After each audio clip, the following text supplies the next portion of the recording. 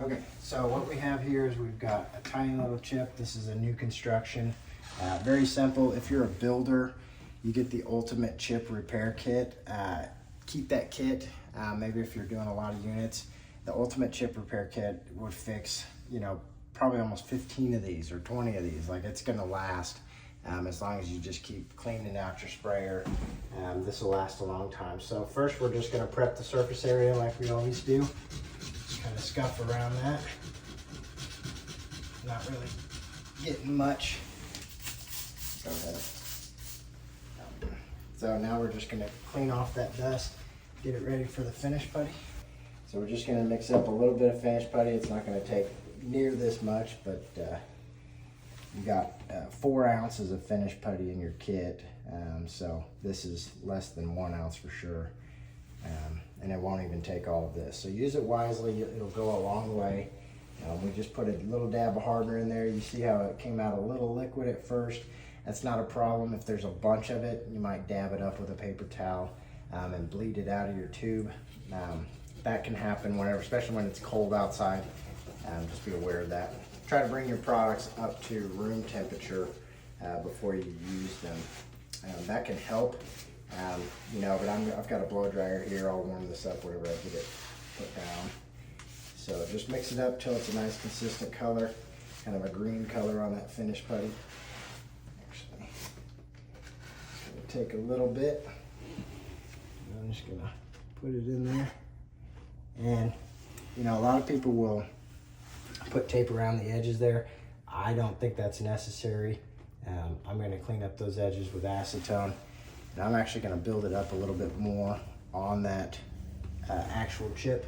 That way, whenever I do sand it, I've got enough on there that I'm not, there's not going to be a little divot or anything. I want to make sure of that. So that's really it, very simple. And then we'll match the color while this is setting up.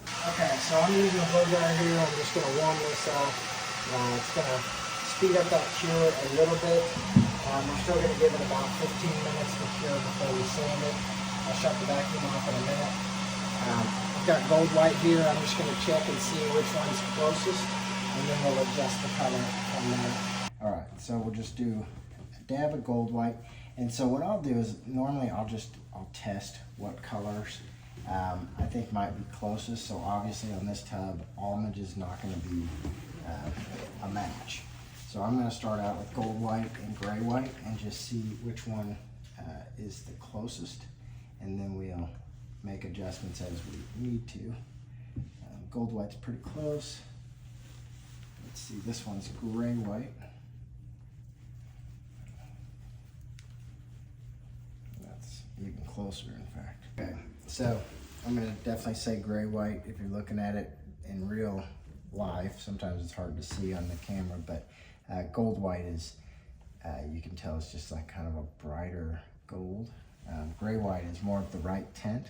We just need to lighten it up a little bit. So, you know, normally I like to work up to about 1 ounce. It just makes mixing all the product easier, and you just know you'll have enough. So I'm going to use about, it's about 3/4 of an ounce of gray white. And I'm going to grab gloss white. I'm going to lighten this up a little bit, and we'll try to get that color even closer. And in your kits, it comes with everything you see here, you know, all the way to the cups, the colors, the gloves, the mixing sticks, all of it. So if you have any questions, you can always contact us. You know, we're here to help you. If you don't answer the phone right away, we will return your call. So you can shoot us a message, or, you know, contact us, email, text, chat on the website. There's all kinds of ways to get through to us, and we will respond to you as quick as we can. Okay, so you just mix it up, put a little dab on there. I'd say we're probably all right. So I'm just going to darken this just a touch, adding that gray white back in it. We're pretty well there. It is, it's almost a perfect match with the gray white alone. So we didn't really need to adjust it a whole lot. We'll do one more swatch, and then we'll kind of record kind of all the angles of it and show you.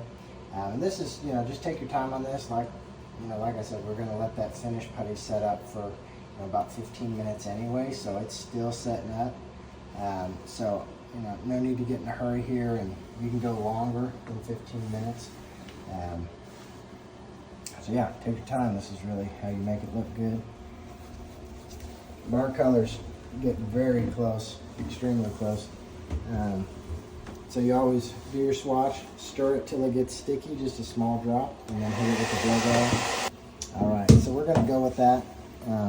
Yeah, that is very close, and it's always gonna look even better when you spray it, because it's gonna basically have a little bit more of a blend to it. So that's it. So I'm gonna get ready to prep our material. So a lot of people ask, how do I get the swatches off? So no, understand this is a fiberglass tub, which most tubs are gonna be like this. So this is a standard fiberglass tub with a gel coat over the top. This acetone is not gonna have an issue on the surface. So you just spray a little acetone on your paper towel and wipe that swatch up. And that's not gonna be a problem. So if your tub is plastic or polystyrene, then you need to be careful of that. If it was the case, and one way you can tell is by wetting a paper towel and rubbing it around your damage area. If you feel the tub start to get sticky, then you're working with some sort of a composite material like that. And so you just want to be aware of that going in, and then you won't match your colors up here. You would actually match your colors right next to your damage. That way, whenever you make the repair, any kind of dull surface or anything that might happen on a plastic or a polystyrene tub would be covered up by the repair. So you can still do the repair, you just need to be aware of that going in. All right, so we're gonna prep the material, and I'm just gonna shoot for a small batch. The smallest batch I recommend is do 1 ounce of mixed resin. So whenever you match your color, you wanna have at least 1 ounce of it. So that's what we're shooting for here. It just makes it easier to measure. And don't use this paper cup to measure your product. You want to use the glass jar to actually measure your ratios. And then in the instructions, you're going to see that it's 4 parts resin, 1 to 2 parts catalyst, and 2 to 3 parts reducer. So what we're going to do here is we want to have at least a 1/4 ounce of catalyst, and up to a 1/2 ounce of catalyst would be fine. So I'm going to start putting this in here. And don't be fooled by the meniscus on this jar. Sometimes the liquid will curl up the jar and it could throw you off about 1/8 of an ounce. So you just want to be aware of that. So that's the catalyst. That's 4 parts resin, 1 to 2 parts catalyst, and then 2 to 3 parts reducer. So we're going to shoot for a 1/2 ounce to maybe a little more than 1/2 ounce. The key is you don't want to be under on this ratio. That will cause your product to be too thick, and you'll have an issue when you go to spray it. So now I've got that in there. It takes a small batch. It's not even going to take anywhere near this much to finish this repair. So you'll have more than enough. And you could mix a smaller batch. You just want to get those ratios pretty spot on, at least in those windows. And basically your sprayer is gonna spray all the way down to about a 1/2 ounce of product down here. So just know that you won't be able to spray all of this absolutely. It will leave about a 1/4 ounce to a 1/2 ounce of product that it won't be able to suck out of there.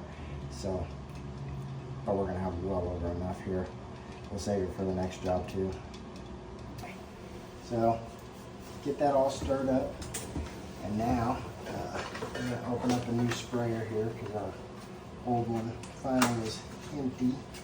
You can generally get, I don't know, 3 to 5. If they're jobs like this, you could probably get 10 or 15 jobs like this with 1 sprayer.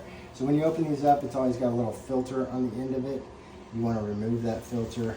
We've just found it's more prone to clog if you do not remove that filter. And then you have a V-notch here. You want to make sure this canister is sitting down in here. So if you notice, you have the V-notch, but then you have a breathing hole right here. They're always going to be on opposite sides. You want to be sure that your canister is sitting nice and firm down inside this plastic thing, and then you want that V-notch to be facing you and this spray tip to be facing away. So that way if you're tilting it down, the vent hole will not spit back on you like right there. If you ever see that it's like blowing bubbles down in here, it might be because this canister is not sitting down in this well enough. So we've got that together, starting to spray, so we're good to go. I'm just going to set this off to the side until we're ready to spray. So we're just going to take the 120 grit sandpaper, we're going to sand this down, get it nice and smooth, and then we'll just put a little coat on there and we'll be good to go. Get that last, yeah. So we're getting pretty close here. Just go real light, you don't want to go too hard, especially when you're getting down in there. And the main thing is when you feel this, you just don't want to be able to, feel any kind of a lip or anything. So basic rule is if you can feel it, you'll be able to see it when you spray it. So this feels good. We got that chip filled in. It's nice and smooth. So we'll just clean that up and get ready to spray.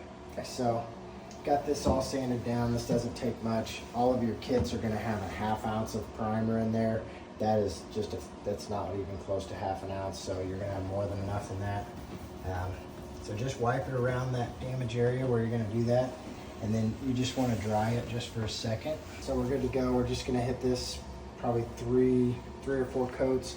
And it's just going to be little taps. I'm not going to really spray this a whole lot. I'll dry it in between coats. You want to be sure to do that. Don't build it up too fast. You're not trying to paint this all at once.